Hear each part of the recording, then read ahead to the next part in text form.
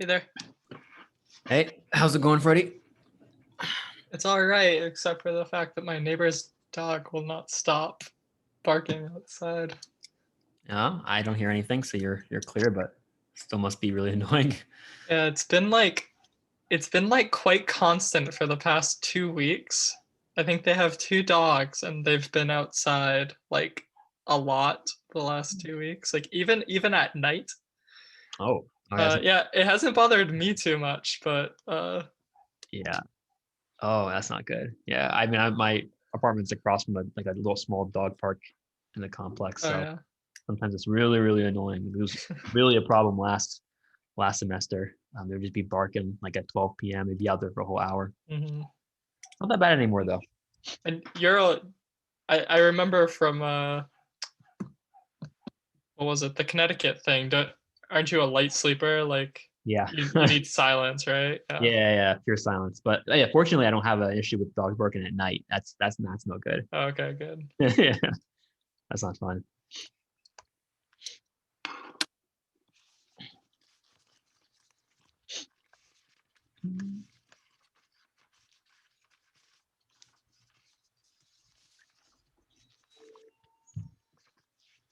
How's everyone doing? Pretty good. Good. Yeah. Could be better. Any better? You slated to give a talk, I think, in the student seminar in Hainan, right? Yes, that's next. Yeah, next week. Nice. What's it going to be? Nice. I'm still thinking about it. There, you got time. You got time. Oh, Yeah, I feel everything I know. The audience for the seminar, I think they will also know. So that's like kind of hard for me to pick a topic. Oh, what was that? I didn't hear the first part. Yeah, I think the things I know, I understand. I think the audience of the seminar would already know. So it's kind of hard for me to. I see. Yeah. Yeah. And you're also, I think you're going to talk in Zoom, like maybe like a week or two after that, right? Yeah. Yeah. So double talks. Sounds fun. Yeah, lots of work. Yeah. Yeah. Did you see the news from the party that the undergrads had in Athens? Ashlyn was telling me about this, but I don't know much. I just know something about a floor collapsing. Yes, apparently they had some fraternity had a party, and apparently there were 500 people in that party, and there were 200 at one floor, and they were jumping up and down, and the floor collapsed. Oh shit. Oh man. What's the Apparently they didn't. I don't know. They didn't even say or anything, and they just started the GoFundMe page to pay for the repair costs for the house. GoFundMe? Nice. That's rough. Was anyone I like think for sure they have now reached herd immunity. I think by now we should feel safe going around Athens because the undergrads have solved the COVID issue. Damn, I look this up. Was anyone hurt? We got it. They sent this email. I forget which newspaper it is. There's this. Oh, this Red and Black newspaper. Then they send emails to UGA students, and they had an article there. I can even send you a link if you want. Yeah, do so.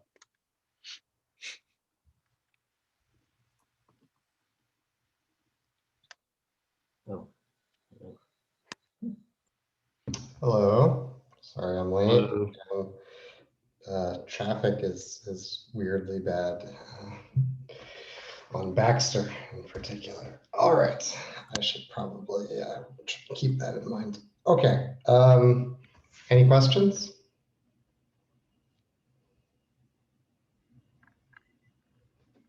Why does my hair look so weird? That's a question. All right. Can probably get past that. Let's see. So we just have a couple weeks of global class field theory as best as we can do. If anybody did want to do any final lectures or anything, so Simon on Friday gave a lecture that he had said he wanted to do. or declared an intention to do like at least a month or two ago. So if anybody does want to do one, please let me know. Or we could talk about it on Friday. I guess maybe I should begin with the very last thing that's in my notes for today.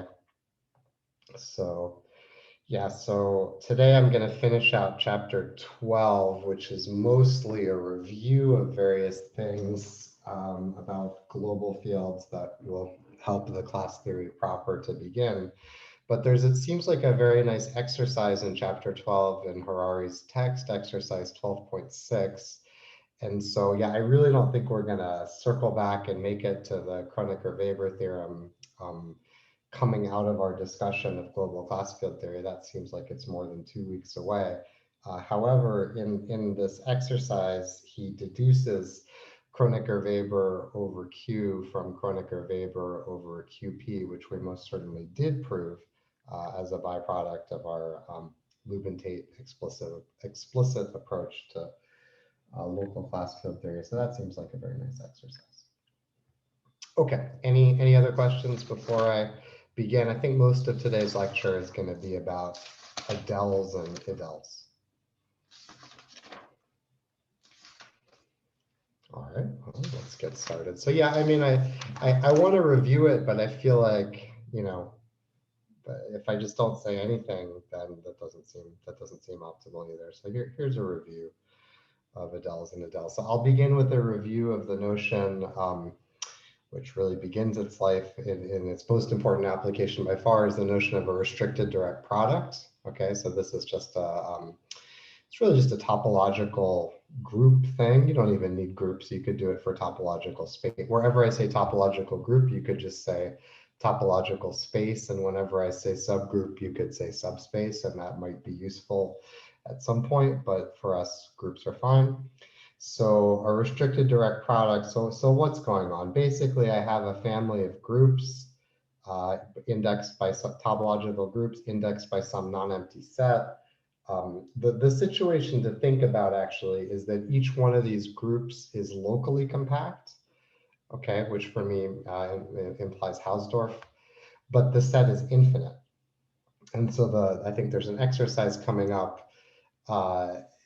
The product of infinitely many locally compact groups is probably not locally compact unless most of them are compact. Okay, so if I took just the direct product of any infinite number of copies of the real numbers, that would not be locally compact.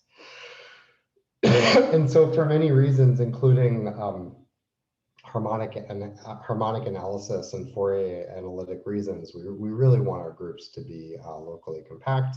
And so we consider a smaller subgroup in order to do that. Okay. So I guess you've had some time to read much of this formalism already at this point. So I have a non-empty set I, index set I. For each I and I have a topological group at GI, and then I have a subgroup HI. Okay. And then the restricted direct products, a different notation. I'll just go pi product symbol prime. Sometimes you put the underbar as well, so that it's kind of halfway between a direct sum and a direct product. That's kind of reasonable too. Sometimes I use that notation. But anyway, in fact, I'll probably just call it G. So what is it? It's the collection of elements in the actual direct product such that, you know, if I look at one tuple at a time, then all but finitely many coordinates of the tuple lie in the corresponding subgroup. Okay, so here it says for almost every I and I. And so here, whenever I say for almost every, when I range over, this I is going to be my set of places of my global field, by the way. So when I say for almost every, in that sense, I just mean all but finitely many. Okay, it's a little, I don't know why. It wouldn't take much longer to say all but finitely many. Anyway, so so that's the definition of the restricted direct product. Okay. And then I want to tell you what the topology is, though. The topology is not just the subspace topology it receives from the It's not the subspace topology it receives from the entire direct product, because the entire direct product is bad. It's probably not locally compact. It's going to be a coherent topology with respect to a family of subspaces, which is a much fancier way than necessary. But so for every finite subset in my index set, let me put, I don't really like the superscript. Oh, well, too late. Let's let G super J to be the collection of elements that lie inside the subgroup on the oh no, maybe I do like G super J. Okay, I think I changed my mind. So G super J are the ones that are in the subgroup on the complement of J and are unrestricted when you're in J. Okay. And so then if you think about it, just set theoretic, I mean, each one of these G sub J's is a subgroup of the entire, is a subgroup of the restricted direct product. That's certainly a good choice of a restricted direct product if you force all but the elements of the finite subset J to lie inside the subgroups H. So each GJ is a subgroup of the direct product. And if you think about it even for a few seconds, you realize that, I mean, every element of, if I take an element of the restricted direct product and I let J be the finite set of indices for which GI is not in HI, then presto, that element is in GJ, okay? So the restricted direct product is the union of all the GJs, but the GJs kind of obviously form a directed system under inclusion. And so I can also say that the restricted direct product is the direct limit of the GJs. I give each GJ the product topology. You'll see why that's better in a second. And then I give G, you can say it in various ways. I can say I give it the direct limit topology. I can say I give it the final topology with respect to this family of inclusion maps. I can say I give it the coherent topology with respect to the family of subspaces. These are, three different general procedures for putting topologies on spaces in terms of other spaces. They all mean the same thing in this case. They all mean that if I have a subset of the restricted direct product, how do I know it's open? It's open precisely when its intersection with each one of these GJs is open in GJ.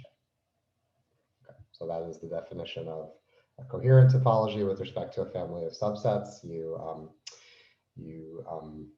So if you have a topological space and you have a family of subsets and each subset has a topology, then the coherent topology is anyway, whatever.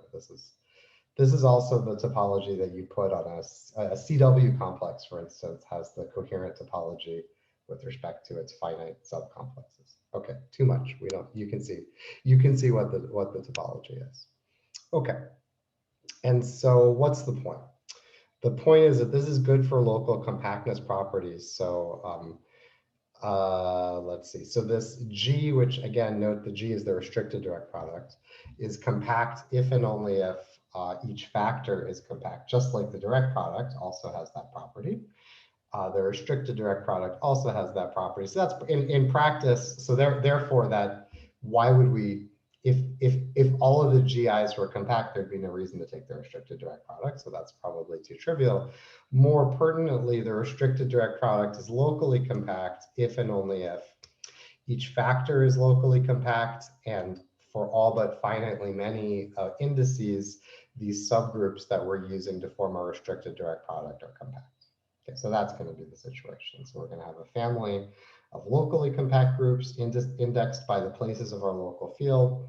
Then we're going to have a family of subgroups, and for all but finitely many places in our application, for all but the Archimedean places, that subgroup is going to be compact.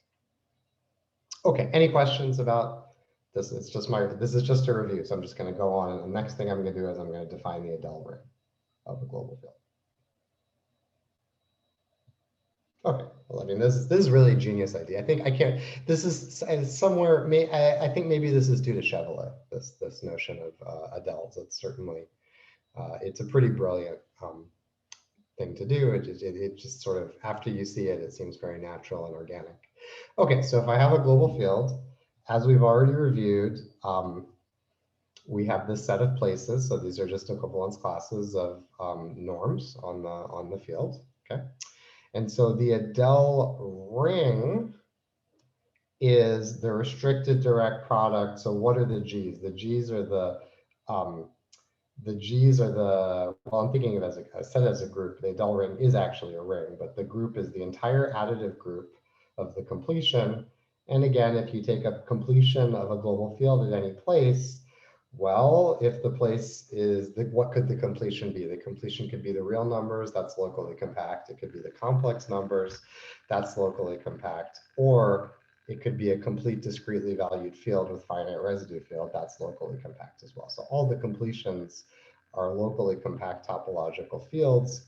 What are the restrictions? You know, what are these subgroups that I'm imposing all but finitely many of the coordinates lie in? Well, if I have an Archimedean place, I don't have a natural compact subgroup. In fact, if you think about it, R and C have very few. I am actually thinking about it. Isn't it true that the only compact subgroup of R is the trivial group? Yes, that's true. Okay. Right, you take any non-zero real number and you just multiply it by n, and it will give you an unbounded subgroup of R. So R is not so good with respect to having compact subgroups, whereas non-Archimedean, locally compact things have lots of compact subgroups. Okay, so that's the restriction. So you take the, if your place is non-Archimedean, which of course is true for all but finitely many places, in the function field case, it's true for all of the places, then you take the valuation ring, which is compact. So that's your restricted direct product. And so by this exercise, we are precisely in the case of part B here. So we're taking the restricted direct product of a family of locally compact groups, and then all but finitely many of the subgroups HI are compact. And so that gives us a locally compact topological ring. Okay, which again, really it was, so I think it was, I know it was John Tate in his very famous 1950 PhD thesis, where he did Fourier analysis on the Adele ring of a global field. And so, I mean, this is the beginning. It's not precisely my, cup of tea, but anybody who does like automorphic forms from a modern standpoint, this is the beginning of all that stuff. You can do honest, non-trivial, useful harmonic analysis on the Adele ring. In particular, the additive group of the Adeles is self-Pontryagin dual, in the same way that all of the KVs are self-Pontryagin dual, and so anyway, that's good for Fourier analysis.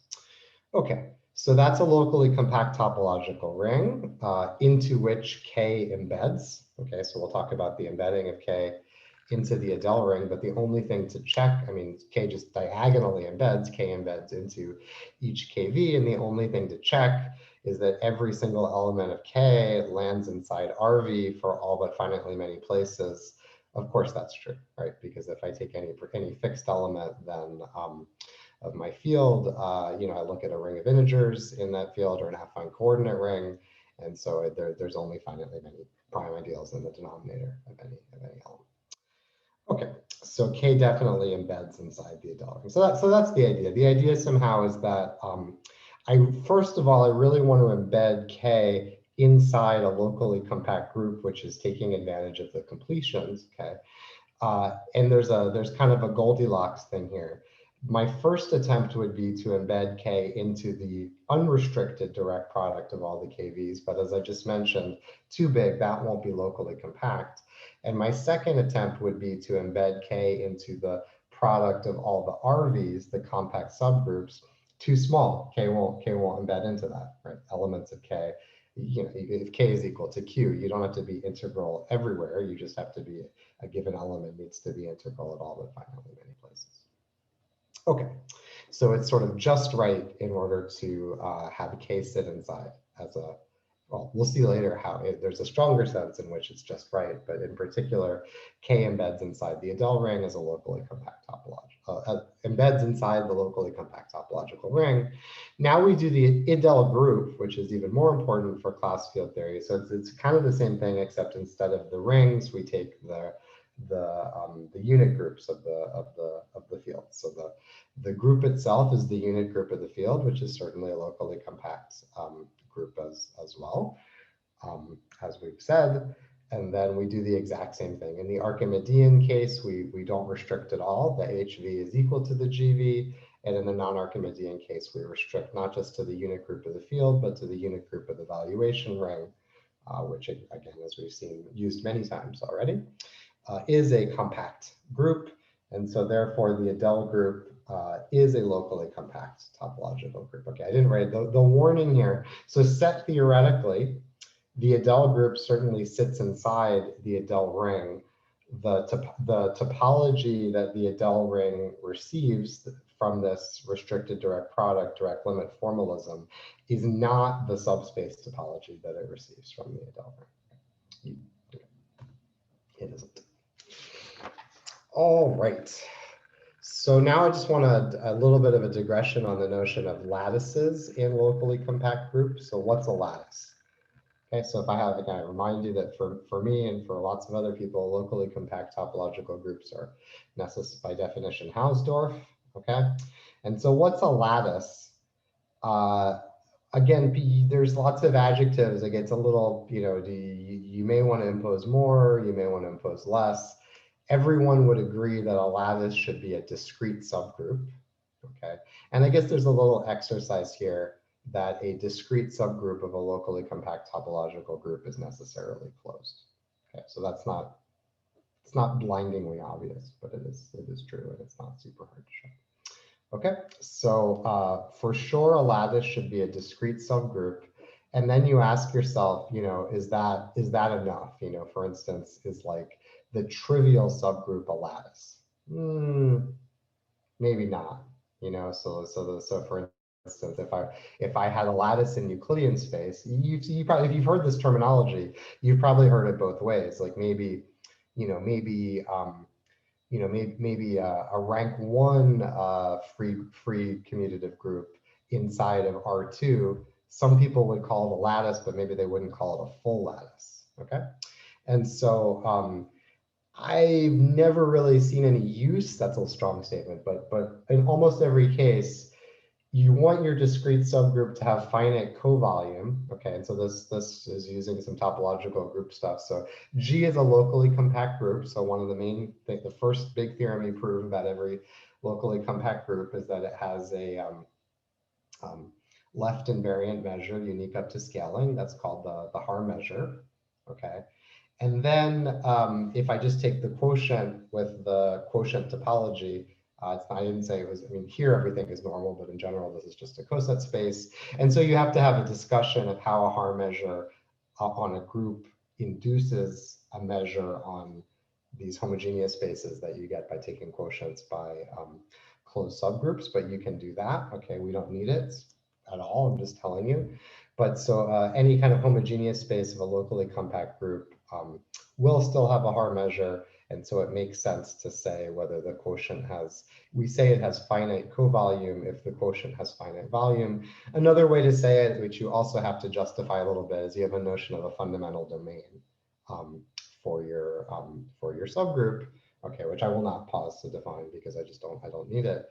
And so your lattice will have finite covolume if it has a fundamental domain that has finite volume, by which we mean finite Haar measure. Okay. So we probably want the lattice to have finite covolume, and the best case is when the lattice is what's called co-compact, and that means that the associated homogeneous quotient space is actually compact.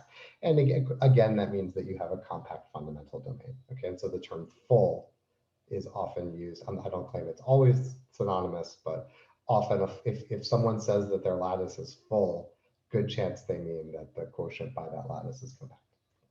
Okay, but then let me just give you an example. So in SL2R, there's a nice topological group. You heard it here first. By definition, a Fuchsian group is just a discrete subgroup of SL2R. Okay, so Fuchsian group is very, very classical, like 19th century terminology. And so if you study Fuchsian groups, which I have, you're not really interested in an arbitrary discrete subgroup of SL2R because it really could be too small. Okay, and so the theory has, I forget the definition, but there's something called an elementary Fuchsian group, and it's just too small. Like it sort of, the theory doesn't work as nicely. And so in practice, one is only interested in Fuchsian groups of finite covolume. Not every single person, but most of the time. And I already forget the terminology, embarrassingly. I think this is a Fuchsian group of the first kind. I could look it up in my own lecture notes. But you see, this is really old-fashioned terminology when they started saying like first kind, second kind, third kind. I think eventually they realized that this is the least helpful form of nomenclature to try to remember what something is, because you just have to remember, first you have to remember what everything is with no verbal cues, and second you have to remember the order in which they come. So really not helpful. Anyway, so most Fuchsian groups that people care about in number theory and geometry and algebraic geometry have finite covolume. It would be even better if they were co-compact. Let me give you some examples. So SL2Z, anybody I think would say that SL2Z is a lattice in SL2R. It is discrete, more or less, because Z is discrete in R. It does have finite covolume famously. So if I've drawn the standard fundamental domain for SL2Z in SL2R. I've drawn the standard fundamental domain inside the upper half plane. And I guess the remark here is that a maximal compact subgroup of SL2R is SO2R, just the group of, this is actually just isomorphic to the circle, the group of orthogonal 2x2 matrices, rotation matrices, the circle group. And if you mod out SL2R by its maximal compact subgroup, then you get the upper half plane. What does this mean?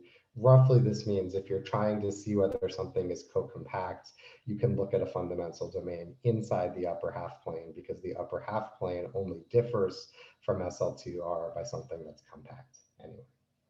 Okay. So if you're wondering whether something is compact in SL2R, you can look at a fundamental domain in its action on the upper half plane. Okay. So right, and so this is not co-compact because the fundamental domain is not compact. It keeps going up and up and up and up and up, and then there's some compactification of the upper half plane with a cusp at infinity. But inside SL2R, what is the fundamental domain? This is like a triangle, a very, very long, skinny triangle where the final cusp is not included in the fundamental domain. Okay. However, it does have finite covolume. Again, the exercise here is that the correct volume here is just the what do you call it?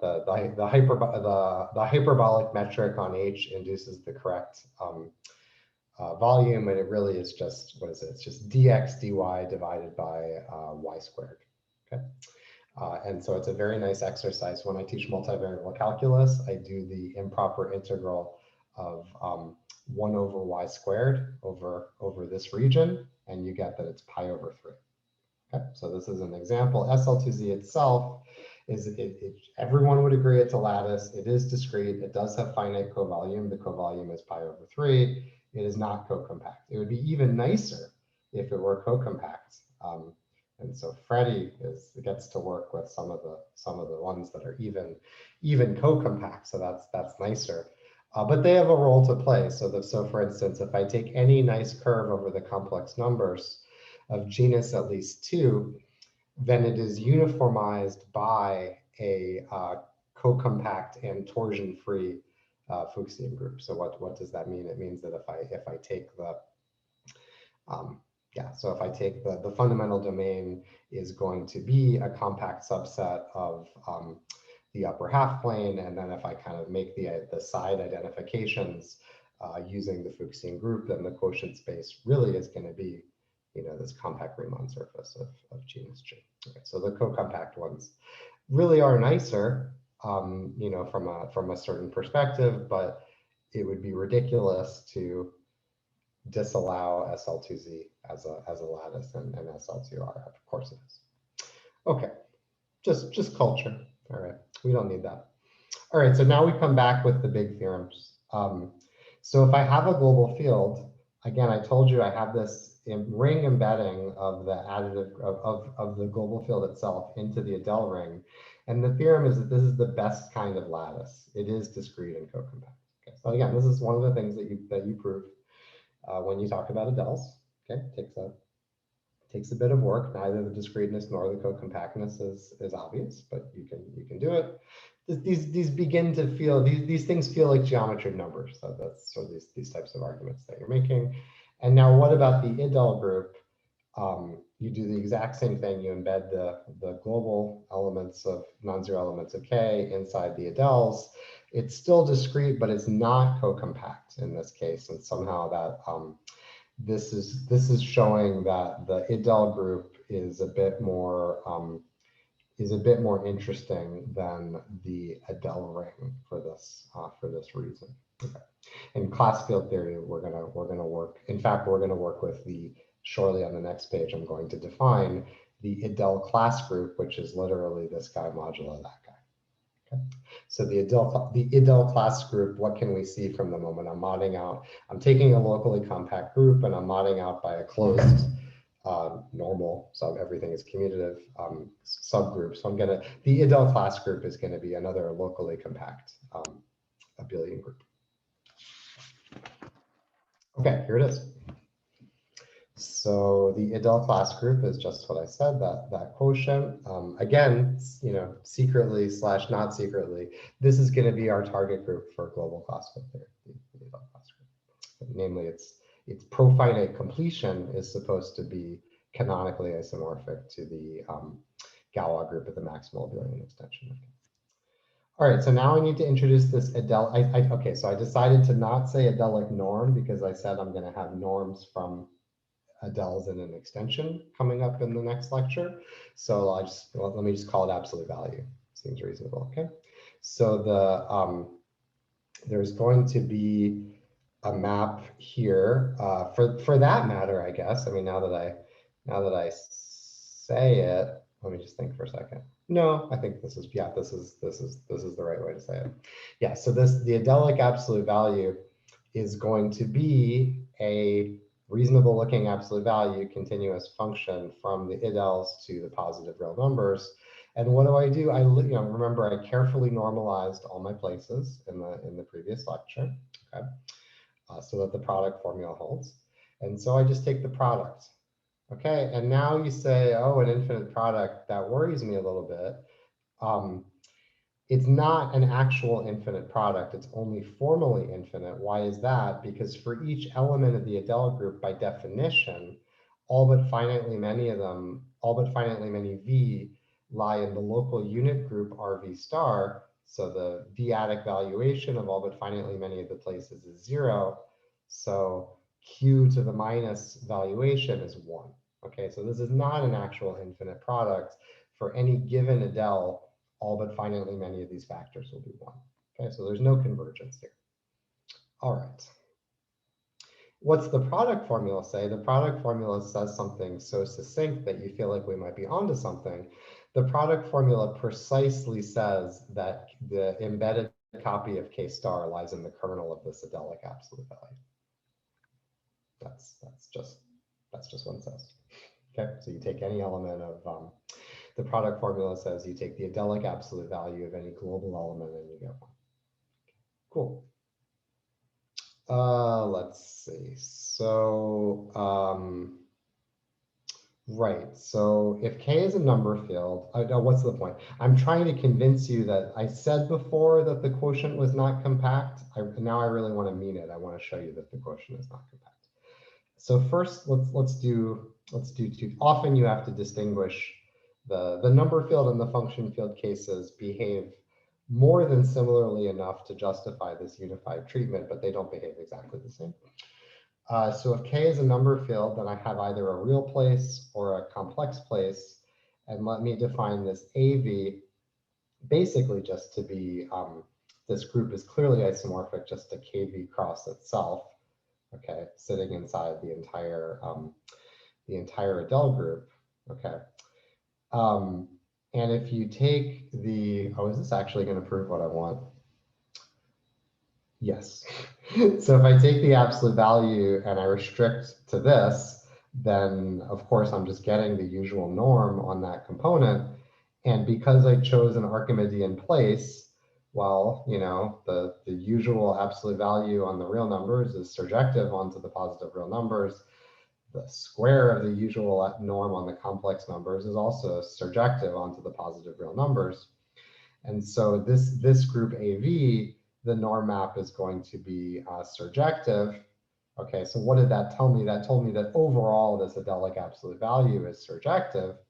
And okay, the elements of K star are all equal to 1. And so, okay, well, it's surjective and it factors through to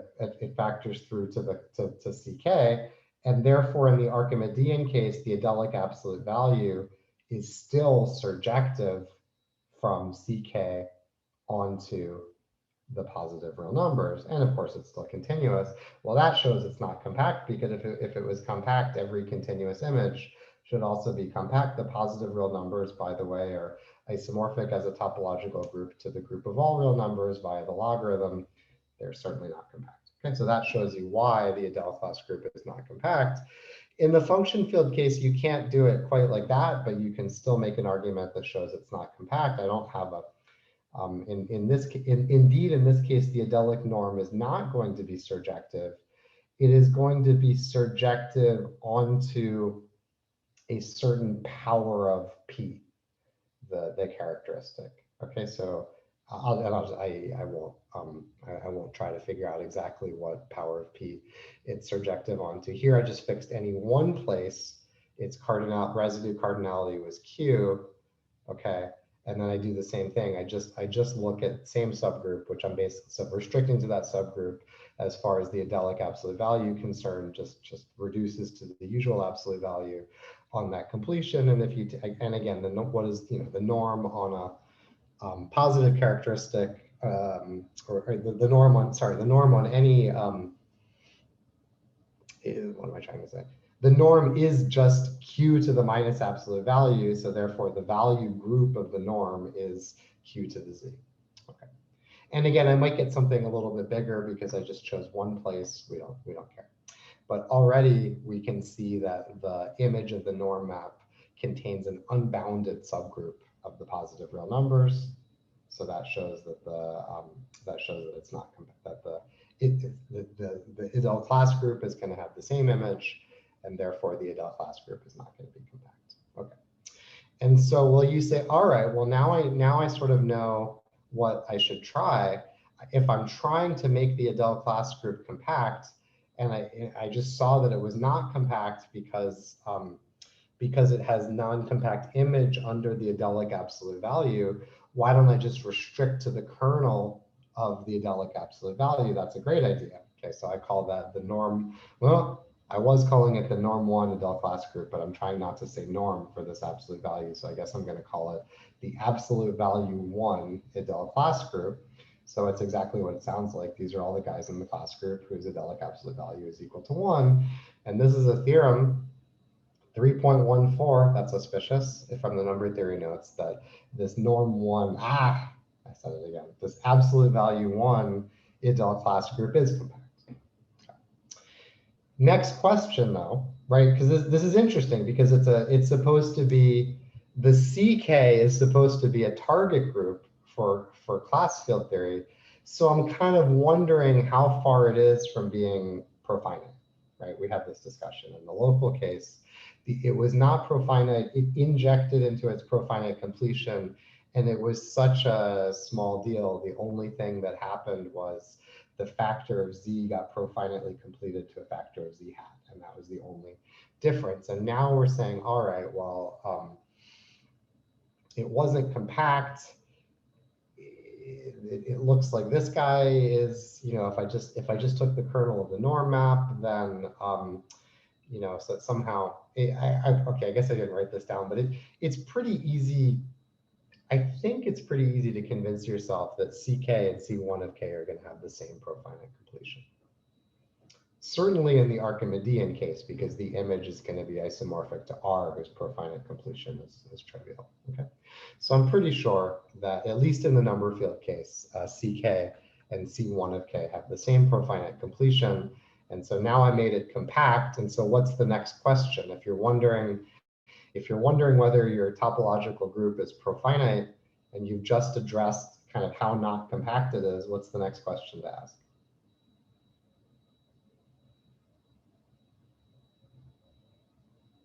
What are the topological conditions for a topological group to be profinite? The totally disconnected part, right? Yeah, so we dealt with the compactness. It also has to be totally disconnected. So the next question is, what is the connected component of the identity in either in the Adelphos group or in the norm one Adelphos group? Okay, both.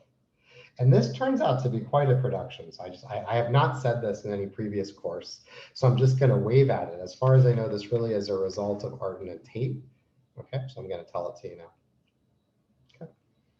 I don't know. I didn't take this from Harari. I haven't read Harari so exhaustive. I can't promise this is not in Harari, but I didn't take it from there. Right. So because the Adelphos group is a target group, I claim, we certainly haven't gotten there yet. For global class field theory, it's natural to ask about its connected component at one. The answer is due to Arden and Tate in their famous lecture notes on global class field theory. There's a whole chapter about this. And okay, let's do the interesting case is the case. I mean, okay, I'll skip to the end. In positive characteristic, it is totally disconnected. That's not that surprising. Okay, so the question of what the component group is, or what the connected component of the identity is only an interesting question in characteristic 0. And then it's a very interesting question. So, okay, so I take my degree on number field, like maybe I said R and S last time, I can't remember, I'm following Arden and Tate here.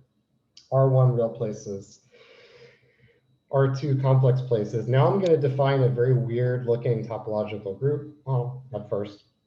So math BBV is what's called the solenoid. That's a very, nothing scares me more than a word from electricity and magnetism, I'll tell you that.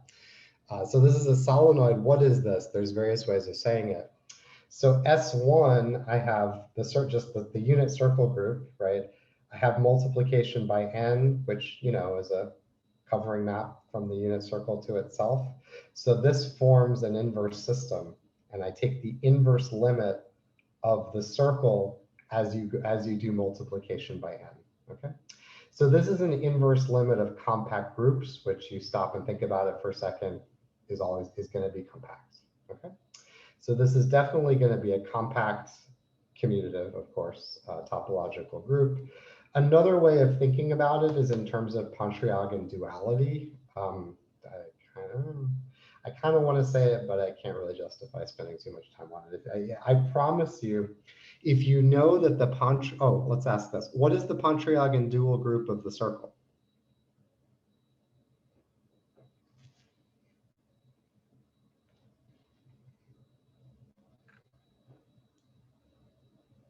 So the Pontryagin dual group of the circle is the group by definition, is the group of continuous homomorphisms from the circle into itself. Pontryagin dual of any locally compact topological group is continuous homomorphisms into the unit circle. What are the continuous homomorphisms from the unit circle into itself?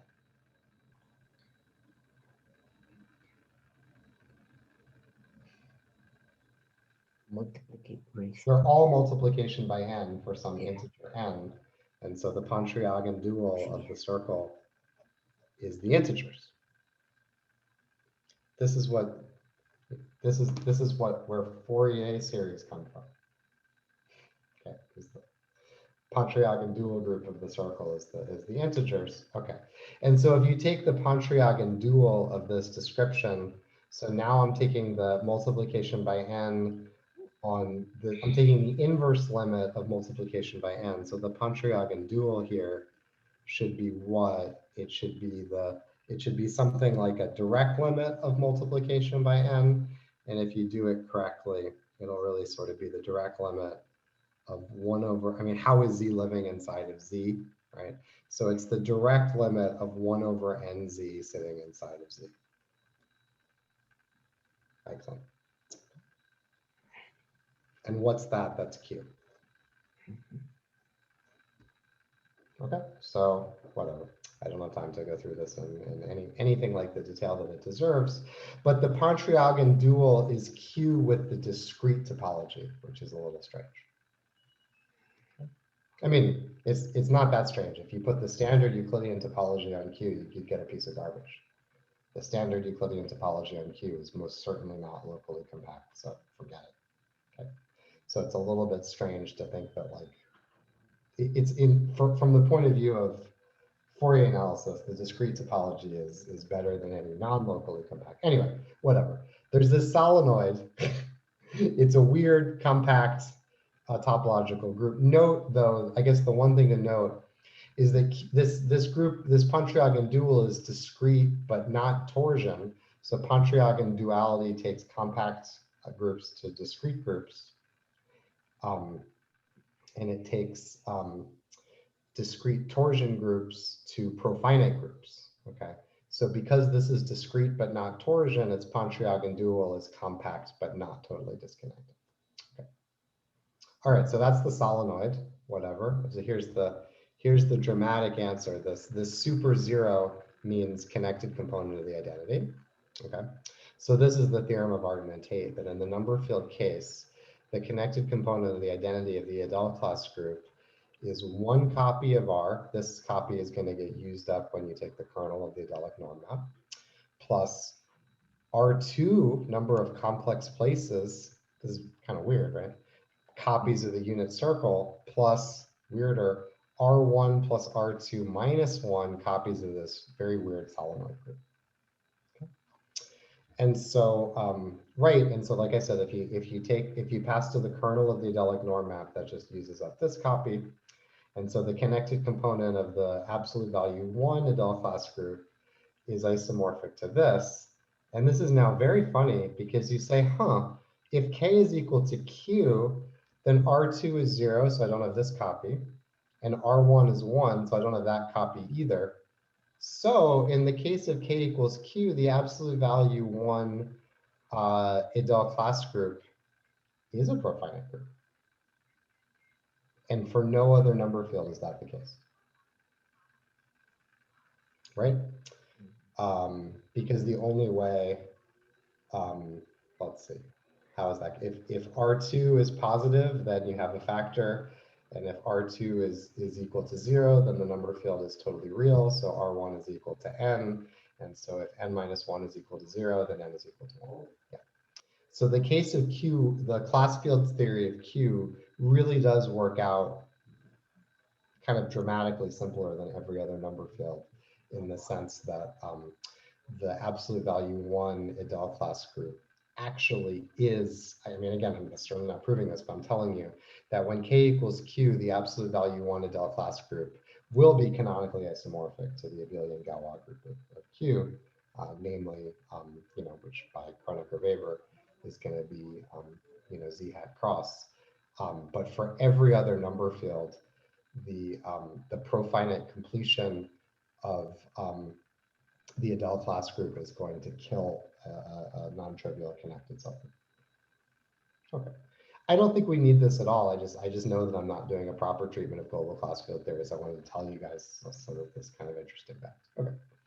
All right. So class field theory will give a reciprocity map from the Adel class group to the abelian Galois group of K. And so where am I going with this? Things really are different in the number field and the function field case. In the number field case, this reciprocity map will be surjective with non-trivial kernel, whose kernel is going to be the connected component. I just told you what it was. Again, I didn't here, I said CK, not C1 of K. So C naught of K definitely has a copy of R. We saw that already. And so the reciprocity map is going to be surjective but not injective when we work with a number field. Remember, over any local field, the reciprocity map was injective but not surjective. On the other hand, if we work in the function field case, there's no R's and C's, any of that stuff. It turns out that the reciprocity map is, it looks much more like it does in the local case.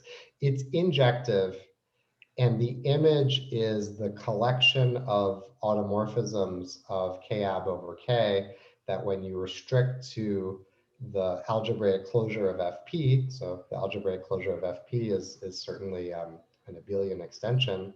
And so the maximal abelian extension of a function field over FP is going to contain, is going to contain all the roots of unity, right? And so the ones that are coming from the reciprocity map are going to act as an integer power of the Frobenius map.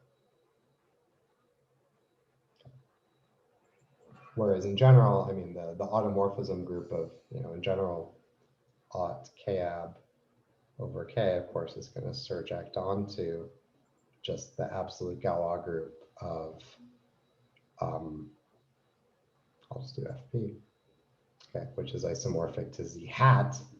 And so therefore, there are going to be automorphisms here which act as a kind of profinite power of the Frobenius map rather than the honest integer power of the Frobenius map. And you can't see what I just wrote down there, sorry.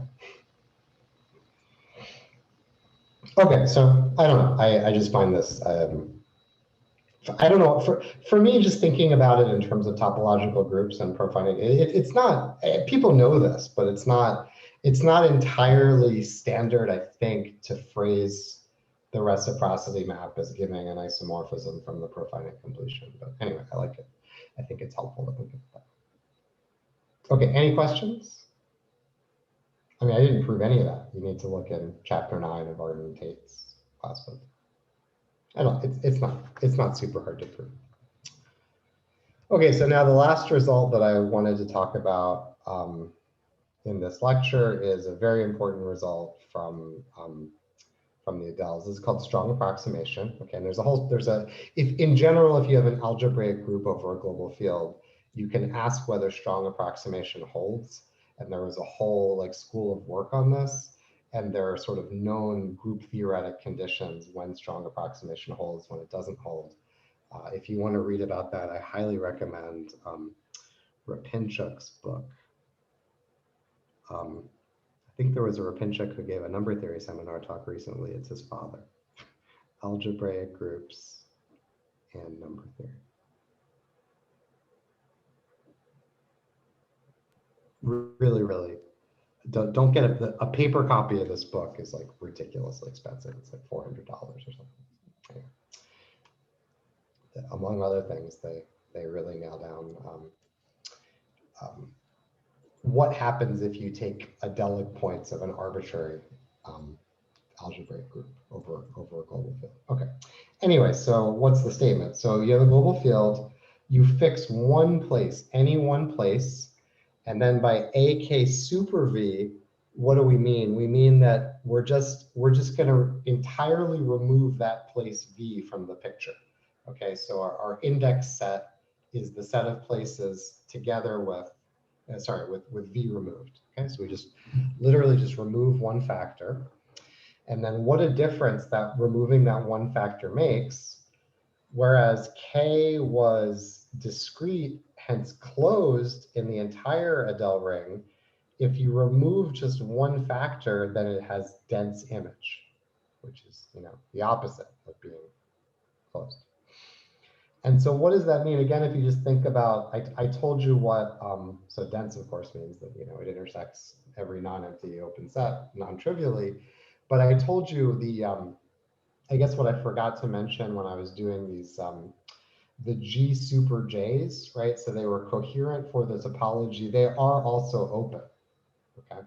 So the G super J's were a defining family of open subgroups. They're also like a cofinal family of open subgroups. So every open subgroup is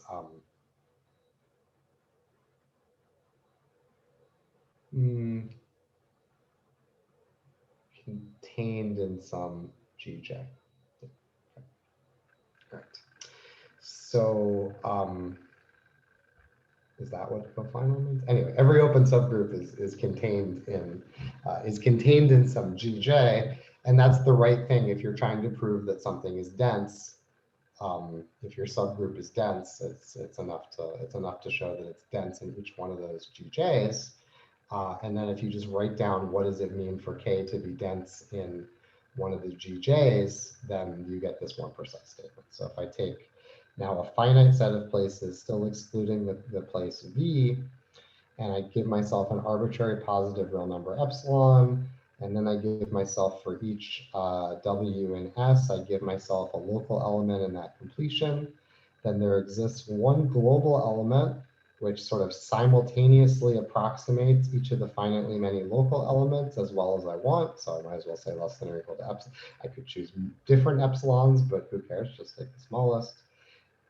If I stopped right here, this would be called weak approximation. But now I want a much stronger statement. I want the statement that also the thing is integral at every other place. And of course, this, if you think about it for a second, this would be wildly false if I didn't remove the place v. But all the non-integrality in this one element of k is pushed to this one place v that I took away. Okay. So again, you know, if you're revisiting this or learning these definitions for the first time, I promise you, it's just an exercise in topology. You know, what is the subspace topology? Blah blah blah blah blah. The denseness of k inside this, when you translate that to say it should intersect each GKJ, it should have dense image in each GKJ, and each GKJ just has the product topology. That's what I meant. And so then you write down the denseness in the product topology, then you get. Okay. Right. And so, by the way, I encourage you to think about this. What is happening here when k is equal to just the rational numbers? In that case, this impressive theorem is actually closely related to the Chinese remainder theorem. Okay. All right. So that's strong approximation. That's all I'm going to say about that today. But I think it should come up later. I hope it does. All right, and so then I just wanted to make some compliments on the case of function fields.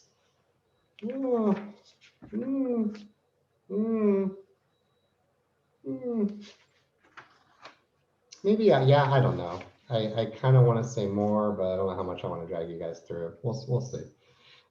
Nothing terribly exciting is going to be said in this lecture. It's nice, but okay, let's do it. Some of it. So K will be my finite field FQ. Okay, and then I'm going to take K to be my function field in one variable over FQ. Okay, but the idea is I'm thinking about it kind of, I mean, I'm thinking about it geometrically, but I could say it less geometrically in terms of the way. I mean, this is really revisiting. This is actually just some mild Galois homological consequences of the type of function field stuff we were doing last time. Okay. And so, yeah, so by X bar, I mean my curve when I base change to the algebraic closure, but I guess you don't really need that. You could just do K bar of X will be the base change of the function field to the algebraic closure. And then, right, so by div of X bar, I mean divisors on the geometric one. And I do believe we proved this, like maybe in one of the last couple lectures last semester, because this finite field is perfect. You have this Galois descent on divisors, and so the divisor group on the field over K this is like Silverman's definition, but you can give you can give independent definitions of what the divisor class group is, and then you prove that the rationally defined so the divisor group, of course, is the free commutative group on the places, and so. Anyway, we discussed this in the last course, and it turns out that the rational divisor group is the Galois invariance of the divisor group upstairs. Okay, so the point here is that all the stuff that we were talking about, just basic function field stuff, that you get a lot of GK modules, and you can do your Galois homology of your GK module. So here's one of your basic exact sequences. To a rational function, we can associate a divisor. Again, we most certainly, if the divisor is really just tracking the what do you call it? The coefficient of the divisor at that point is really, I mean, it's literally just the valuation applied to the rational function. Okay, and so that gives us, so that's a divisor map. So a function maps to its divisor. And the divisors that are divisors of functions are by definition principal divisors. So I'm going to call this prin of X bar. And now, I mean, I'm sorry, I hate to do this to you guys, but I absolutely cannot deal with Harari's notation. Instead of prin, you don't have to call it prin of X bar, but he calls it div sub 0 of x bar. How is that an acceptable notation for principal divisors? That should be degree 0 divisors. Not every degree 0 divisor is principal. OMG. It's like So- the opposite of what you want to call it. Yeah, it's like the one thing you can't call it. Yeah. Anyway, Oh, so gosh. sorry. I mean, he doesn't make it. I mean, he knows. Like, it's not like there's no mathematical mistake. Like, this guy is a very eminent arithmetic geometer, by the way. He's just making some very, very bad notational choice. Okay, so I'm going to call it prim, and you don't have to call it prim, but you can't call it that. Anyway. So now the Picard group is divisors modulo principal divisors, and by the way, pick 0 would be actual div 0 modulo principal divisors. Okay.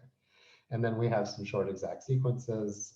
And again, these are standard short exact sequences, but the only thing we're saying is that you could make them as short exact sequences over K, or you could do them as short exact sequences over the algebraic closure, which is also the separable closure because my field is perfect. And they become short exact sequences of GK modules. And so you can take Galois cohomology if you want to. Let me find a natural stopping point. Maybe, yeah, maybe I should, but I'm just not in the mood to run it over for, the payoff does not justify keeping you for another like 10 or 15 minutes. So I'll just stop. I'll stop with this statement. So one of the propositions, I mean, it's nice. I mean, by the way, this type of stuff, I mean, in my own work, taking Galois cohomology, these short exact sequences, yes, it's a very natural thing to do. We're going to get some moderate, nothing terribly exciting is going to happen here, but okay. So the induced map from Galois cohomology, so this is, again, this again is still just the map that associates a divisor to its function. So the first thing that you prove is, is that this map is an isomorphism on second Galois cohomology. And again, the field doesn't have to be finite, but it should be perfect and of cohomological dimension at most 1.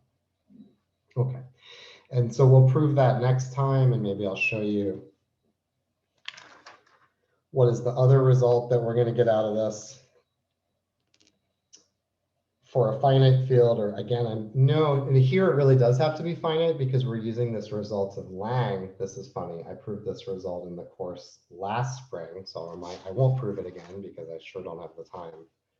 But this result of Lang is that if I have a connected, it helps if it's commutative, and so I'll say that it actually doesn't have to be connected commutative smooth algebraic group over a finite field.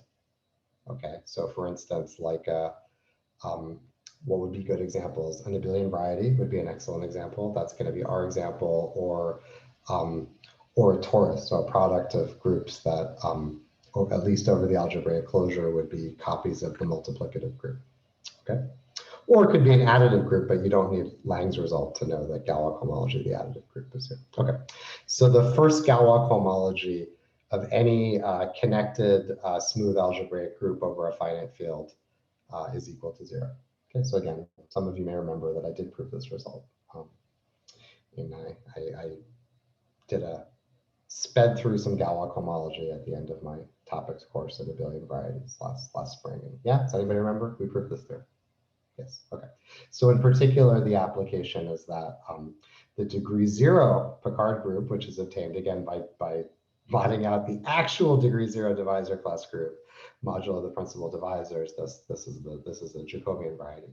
So that is that Lang's theorem. Lang's theorem applies to say that WC groups of abelian varieties over finite fields are 0. And so that result, together with some pretty easy Galois cohomology, will tell us that H1 with coefficient, not just, so I just did pick 0, but using that, we'll get the entire Picard group is 0. And then again, this is fine. It's just not earth shattering, like kind of who cares? I think it'll come up later. Also, this map on second Galois cohomology from principal divisors into all divisors is an injection. Okay, so we'll prove this next time. It's no big deal. Okay, and then we'll be done with chapter 12, and then I'll try, I mean, again, like,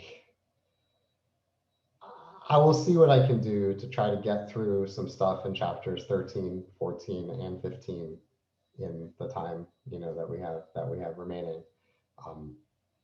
Obviously, it's going to go very quickly. But yeah, okay. Any final questions about any of this stuff?